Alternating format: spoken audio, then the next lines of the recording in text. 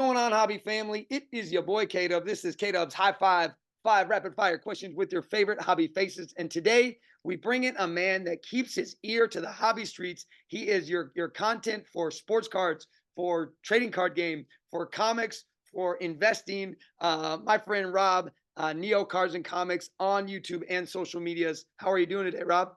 I'm doing good. How's it going, Kyle? Oh, it's going great, man. Hey, I appreciate you doing this. How this works, I got five questions. They're all hobby related. I'm gonna throw them at you one right after another. Ready to take on the high five? Let's go. All right, man. For those of you who don't know Neo Cards and Comics, kind of walk me through a little bit, kind of who you feel like you are when it comes to the social media hobby. No one's special. That's for sure. Probably not. One of my famous lines on the channel is I'm just an idiot talking into a microphone. I just have a nicer microphone than most people do, and I'm willing to upload it onto the internet. But beyond that, that's really the only thing that differentiates me from your average person attending a card show or the national or whatever the case be. But yeah, fell into the YouTube content thing 4 years. Actually, depending on when this goes up, my 4 year anniversary is May 18th, I think. Okay, be very Of close. exactly, so it'll be pretty close.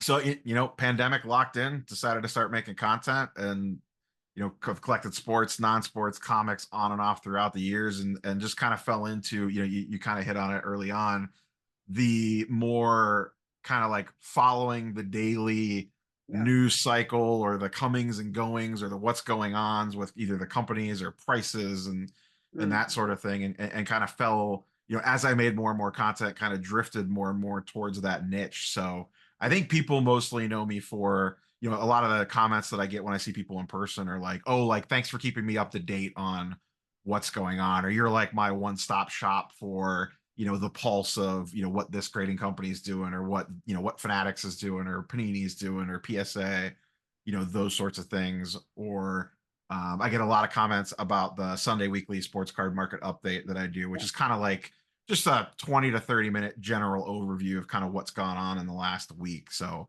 that's probably what I'm known for the most in the content creation space. Yeah. And what kind of like pushed you to start focusing on that area of sports cards, comics, all that stuff? Like, was it just, I mean, sheer just, hey, I just want to talk about this? Or did you feel like you saw something or you heard something or you've always done it? Like, what pushed you to that kind of area of the hobby world? So I like, as a kid growing up, I loved sports talk radio, and like the childhood dream was always like, man, it would be so awesome to be on like sports talk radio. Yeah. And obviously that's, there's a handful of people lucky enough to do that Yeah. in the world. So like when the pandemic happened, and back in, I grew up in the 90s, YouTube wasn't a thing, the internet wasn't a thing. Mm, There wasn't this option that literally anyone could hit record on a device and yeah. upload a video, a podcast, or whatever. And all of a sudden you get to kind of, live vicariously through that. Yeah. So when the pandemic started, all of a sudden I had a bunch of free time, and I was kind of forced into, my job was not remote. It was, I was in the field a lot. And when the pandemic happened, that got shut down. So I got sent work from home. And Yeah. part of the projects that I got assigned was to make training videos. Okay. So I was kind of forced to learn that side of it. And at the same time, I'm doing card collecting and stuff. I got back in probably 2018. Baker Mayfield, when the Browns drafted him, is what Gotcha. revitalized me back into cards from when I was a Mm, teen and in college. And just, I was like, I was watching various people make content on YouTube, yeah. and I'm like, I could do this, I guess. Let's give it a whirl. Yeah. And then you start and you kind of keep going, and then the more I did, I kind of just fell into that. I like covering that. I don't want to say like the gears that kind of keep spinning, but like I like that inner workings on how what one thing happens over here interplays with this other thing Yeah. happening over here, and on paper, or you're a quick glance, maybe they don't relate, but you kind of look in between the weeds and see how one thing affects the other. And I just enjoy that kind of stuff. For sure, for sure. Well, let's talk a little bit about, maybe we can kind of split this next question into two. When you think about sports card collecting, like who would you kind of put as some of your major influences when it comes to your life? And then maybe we'll talk about like the YouTube content stuff as a secondary question. So let's start with like, who would you say has influenced you the most when it comes to sports card collecting? Oh boy, one particular person's going to be tricky. I really like when I first got back in and started watching because content really drove what Okay. I was doing in regards to, on the collecting side, it was basically Cleveland focused, and it's kind of always been that way to a degree. Obviously, now I speculate on a bunch of other stuff, but it's always been whatever the Browns, Cavs, and Indians have kind of done. Like I said, Baker kind of got me back in Mm. after being retired for a while from cards. I missed the boat on LeBron when he was drafted. I was playing Magic the Gathering back then and spending all my Fun. money there and not buying LeBron rookie cards like I should have been, even though I've been a massive sports fan my entire life. No, I get it. I get it. Uh, And I was determined when they got Baker, this was going to be the one, and that did not work out, obviously.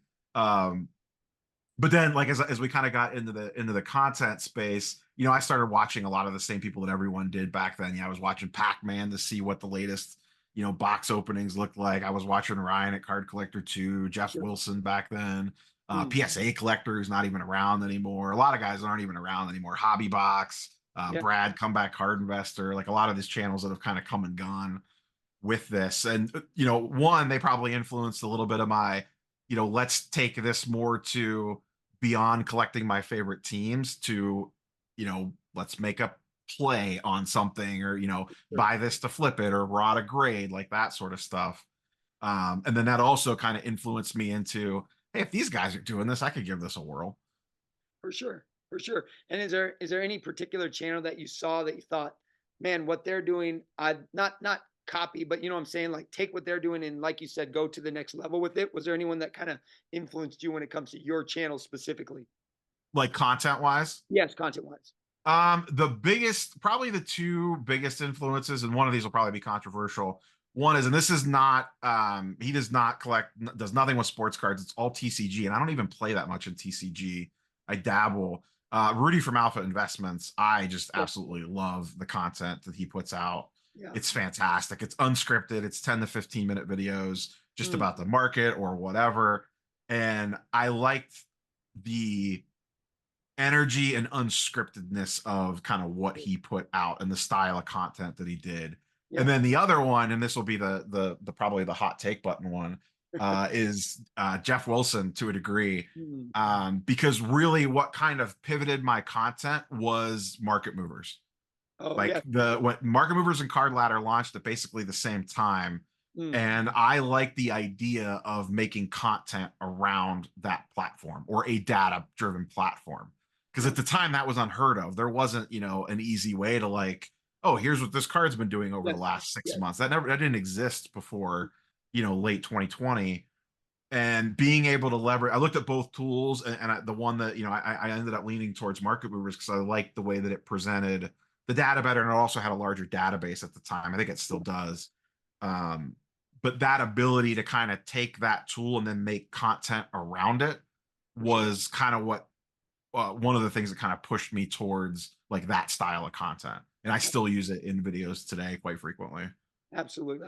Well, it's Neo Cards and Comics is the channel on YouTube. So I'll make sure to link that in the description for people to check it out. So, all right, man. Well, let's talk about you a little bit as the collector. And we all have those items. And I know you mentioned Baker a little bit, so I'm interested if that's going to play into this at all. But what is that card that you've always wanted for your collection and why? Or maybe you have it and you're never going to let it go. So, what's the Grail item for you? So I like to, Grail can mean a lot of different things, and I like to try to couch mine in that are actually semi-attainable. You know what I Absolutely. mean? Like, would Agree. I love a LeBron exquisite RPA? Sure. But would my wife murder me if I spent, 400,000 or whatever it is on one of those right now? Yes, absolutely. I wouldn't even get to the 4 if that was the case. My wife, Yeah, I would be gone before the 0 even started. for sure. So Yeah, I'll give you two. I'll give you a sports card one, and I'll give you a non-sport one. In yeah, yeah. sports right now, it's a LeBron refractor, a Okay. 2003 LeBron rookie refractor, Yeah. probably in a nine-ish, Okay. which is not like, it's not a huge grail. I mean, it is, but it's not like that's an attainable grail item for me. Mhm. Yeah, yeah. If I really want one right now, I could sell some stuff. I could move some things around and I could pull the trigger on it if I really, really like had to have it right this second. But it's kind of one of those things. One, I kind of want to buy it in person. Yeah. Like it feels like almost cheating just to log on to eBay and I like get you. find the I next get that. auction that's ending that's like looks well, and then click bid and grab it. So that's Totally kind agree. of the next big sports card on my list that I would like to get. For a while, I've been kind of piecing together LeBron Topps Chrome Refractor Run. Okay. I have a lot of the other ones from the Chalk Toss Refractor. I have that one. There's another famous one with him dunking against the Pistons. I think it's the '06 one. So I Mm, have a good chunk of those in like eights and nines. I didn't really care about the grade. I just yeah. wanted a nice clean copy of it. So the LeBron would kind of be like, the crowning achievement of that little mini Yeah. run of kind of that classic era of cards. On the non-card side, I would really like, and I'm thinking about making the run at it this year, a copy of X-Men 1, the comic book Okay. from the 60s. Yeah. It's even in a low grade, it's pretty pricey, but I've been kind of like maneuvering things around over the last couple of months, trying to build a war chest up a little bit to potentially make a run at one. There's a big Comic Con in Charlotte in June called Heroes Con that I try to go to every year, and I'm potentially eyeing it out. I'm not going to force it. If one's not there, the eye appeal is not right. I'm not going Mm, to buy it just to buy it, but I might walk into that building with that as a very good potential to potentially snag one if the right copy comes along. But that's it- the same thing. I want to buy something like that in person. I yeah. don't just want to grab it. I mean, if like a tremendous deal came up and it was Yeah. just too good to pass up, would I slam a buy it now? Yes. But ideally, I kind of want the quest for it almost as much as I want to purchase it, if that makes Absolutely. sense. The story behind it, absolutely. Now is X-Men, is that your comic series? Yes. Okay. In the sports car on the sports side, it's Cleveland stuff. On the comic side, it's definitely X-Men. The X-Men was my introduction to comic books and that Mm, space when I was a yeah, kid, and yeah. I've been in love with them ever since. Love it. I love it, man. I love it. All right. Well, let's get to the fourth question. Let's talk about the box. You got all the money in the world. You can rip any hobby box you want. What box are you ripping and why? You can either, and you can break this up either the attainable or the unattainable, whatever you want to do on the high five. I'll go unattainable on this one. It Yeah. would be, and I'll give two real quick. I'll give a sports and a non-sports. Yeah. Sports would be to what I hinted at it earlier. Probably 2003 Upper Deck Exquisite. Beautiful. Yeah, I mean, one, it's just not about the LeBron chase. I mean, almost every card in there Yes. is just gorgeous. Any patch auto you pull out of there is going to be amazing. Mm, So it would be really fun to rip that product.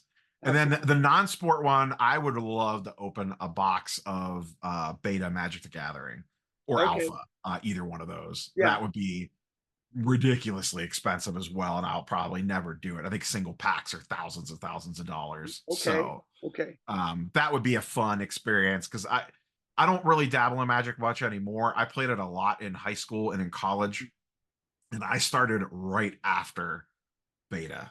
So Okay. I just missed the window on it.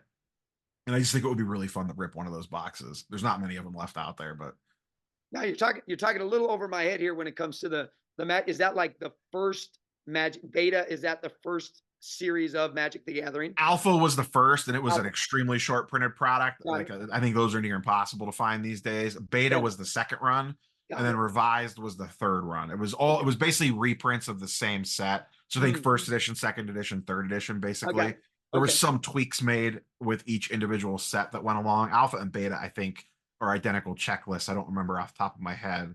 But Alpha and Beta have black borders around it, and then they went to white borders for their base sets after that. Got it. So Right on, man. Well, you're educating me here today because I Magic the Gathering. That's over my head. So I love it, man. I love it. All right, man. I got one final question for you here. I love that you kind of keep, like you said, that daily information. You keep you're up to date on what's happening in the sports card world, as well as the comics, as well as the trading card game stuff. When you think about the hobby moving forward, and let's maybe focus on sports cards, and then we can branch out from there. Kind of what gets you excited as you see what's kind of coming down the pipeline for 2024 into 2025? Like what excites you about sports cards in the sports card world? it right now we're kind of an interesting spot because we're getting that like we're kind of starting to see a glimpse of what Fanatics has coming in regards like they just announced Topps Chrome Basketball Mm, this week. I'm excited to see what the licensed version of that looks like. I'm a little whatever on the unlicensed version. I'll rip a box or something just to see what it's all about. So yeah. I think the biggest thing that I'm looking forward to is what does the future truly look like in a fully fledged Fanatics world. Mm, There's going to be some things that a lot of people don't like about it, but there are probably going to be some things, if you're being fair, there's going to be some things that they do that we genuinely like. You for know what I sure. mean? And it's going to be different for every single person on what they like versus don't like. Some Mm, people are going to hate this unlicensed thing. Some people are going to love it, and that's perfectly fine. If you don't love it, don't buy it. If you love it, buy it. yeah, I'm also interested to kind of see, there's been a lot of talk lately. We're seeing a lot of mergers and acquisitions, or a lot of team ups, basically, kind of people preparing for the Fanatics Overlord. Like there's been a lot of PSA eBay stuff recently with yes, them doing the vault. I'm kind of yeah, excited to see where the vaulting stuff goes. I think that the idea in my head of sending a raw card to PSA that I intend on selling, having them grade it, and then immediately being able to list it on eBay within 24 hours is their goal.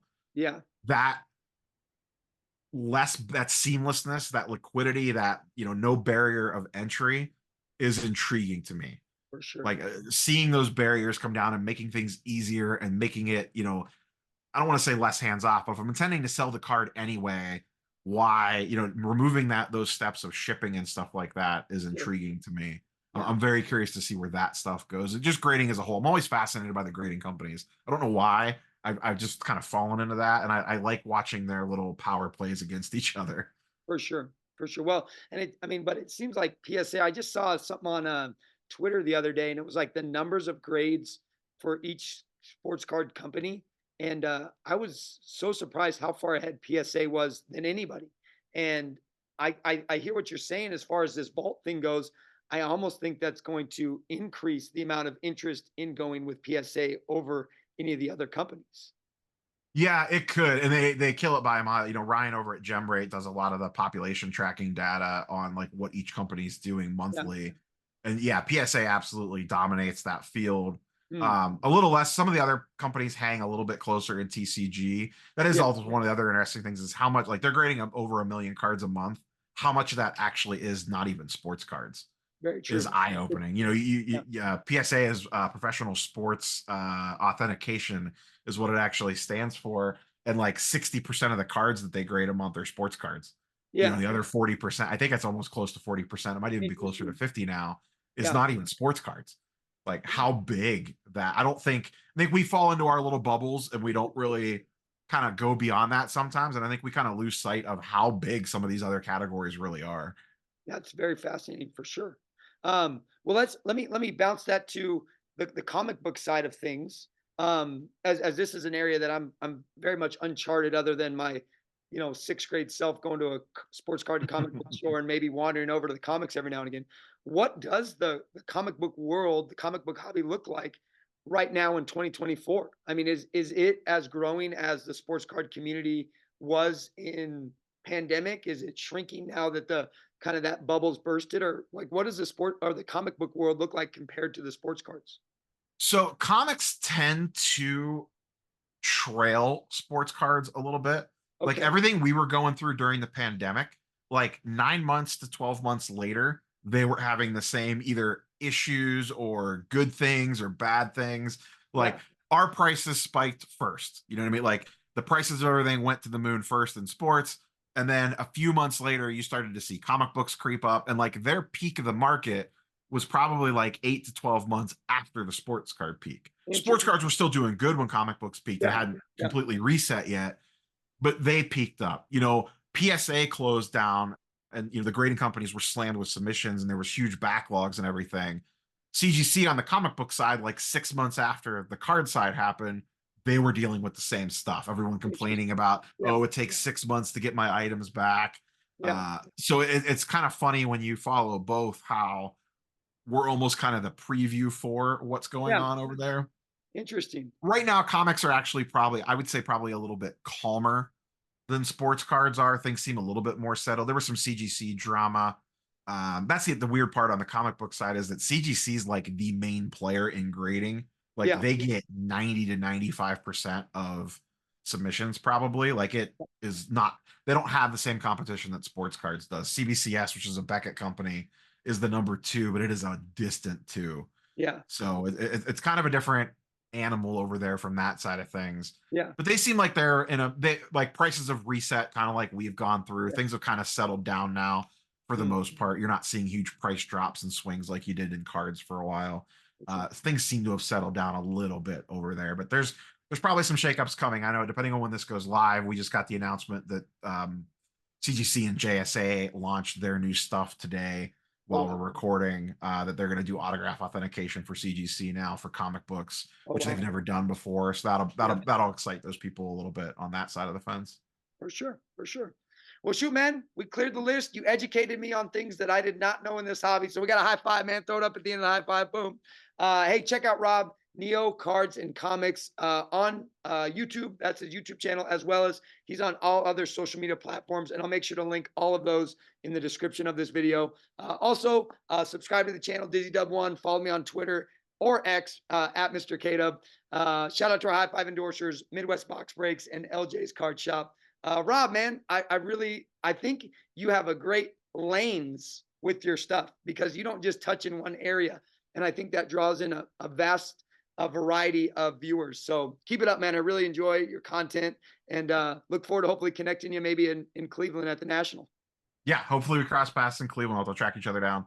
For sure. All right, y'all take care. We'll catch you next time on the next high five.